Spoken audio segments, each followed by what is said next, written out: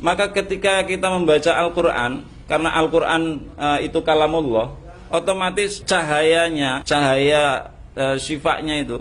Betul. Pertama kali itu yang diobati itu ruh, penyakit yang ada di ruh. Rohani. Penyakit ruh itu cuma satu, jauh dari Allah. Jauh dari Allah. Saya mengambil jauh pendapat dari Allah adalah penyakit number one. Penyakit ruh. Itu saya ambil pendapatnya dari Profesor Dr. Al-Habib Quraisy Shihab. Masya Allah. Kemudian penyakit yang diobati oleh Al-Quran itu yang kedua adalah hati. Siapa yang merasa aman dari penyakit hati? Dan itu diobati oleh Al-Quran. Kemudian Al-Quran juga mengobati sistem yang tidak baik, yang bisa diketahui dengan kebiasaan yang tidak baik, karakter yang tidak baik dari manusia. Itu diobati oleh Al-Quran. Kemudian perasaan juga diobati oleh Al-Quran, seperti fobia, perasaan takut yang berlebihan, cinta yang berlebihan, kekhawatiran yang berlebihan, di mana was-was ini tidak pernah sembuh. Ini Al-Quran mampu menembus sampai ke ngobati luar biasa perasaan. Turun lagi ke akal. Sinar Al-Quran itu mengobati akal juga. Akal ada yang punya penyakit. Ayo banyak penyakit akal. Dan nanti saya uraikan secara penuh di pendalaman materi. Termasuk penyakit akal. Ini penting buat Ja'far karena dia nggak punya akal. Yang terakhir. Saya perlu membuli dia. Soalnya energinya panas dari sini. Yang terakhir baru mengobati jasmani. Ya. Kadang Allah itu gini, yang supaya kita pahami. Ada orang sakit perut, diruqyah. Mungkin kehendak Allah biarkan sakit perut itu masih tetap ada, yang kita menamakannya terus nggak sembuh. Tapi seorang peruqyah, seorang roki kemudian down mentalnya karena mengobati penyakit perut itu nggak sembuh. Dia lupa, downnya itu karena dia lupa bahwa Al-Quran yang sudah tadi dia bacakan itu sudah memberikan sumbangsih obat yang luar biasa untuk rohnya, hatinya, alam bawah sadarnya, perasaan sampai pada akalnya. Jasmani ini seandainya nggak sembuh pun tidak mempengaruhi selamat dan tidaknya dia di akhirat. Luar biasa. Kenapa kemudian kita harus minder, aduh tak ruqyah nggak sembuh, apa sayanya apa Qur'annya? Nah, akhirnya kan, nah itulah jadi Taskhirul Quran ini ketika nanti pembahasan pada mengobati alam bawah sadar, kerusakan sistem yang dibangun oleh seseorang, punya kebiasaan yang buruk, bahkan karakter yang buruk, karakter yang jahat, ya.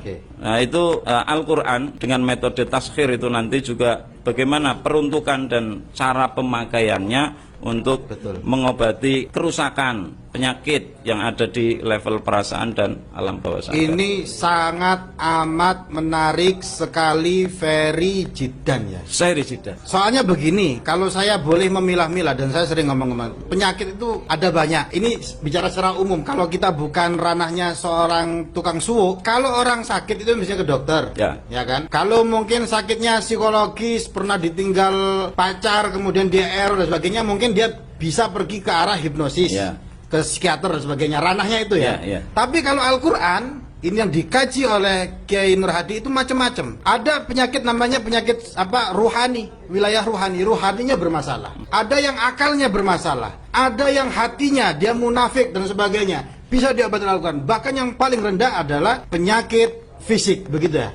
Ini saya sekaligus menekankan ke teman-teman praktisi JRA. Jadi kita harus bangga, pokoknya gawe Quran itu enak, Ustaz. Karena dalam banyak penafsiran Al-Quran itu banyak sekali yang menegaskan bahwa Quran itu bukan untuk obat kesurupan tok, tapi bahkan untuk penyakit fisik, lil madiyat, untuk materi fisik dan sebagainya. Perlu saya sampaikan juga, saya mengkaji karena kemarin ngisi seminar, jadi untuk pencitraan kan saya harus rojo-rojo pinter kan. Nah itu saya mengkaji ayat-ayat Al-Quran. Ternyata apa yang di JRA keluarkan Al-Quran adalah syifa, Al-Quran adalah syifa dan sebagainya, itu di Al-Quran kata syifaun itu ada 4 dalam bentuk masdar. Kalau dalam bentuk fi'il ada 2. Misalkan wayashfi sudurakum, ini itu kan ayatnya fi'il. Kalau yang masdar itu ada 4. Dan ternyata dari 4 ayat yang mengandung kata syifa itu 3 bicara tentang Al-Quran. 3 ternyata rujuknya kepada Al-Quran. Al-Quran adalah syifa.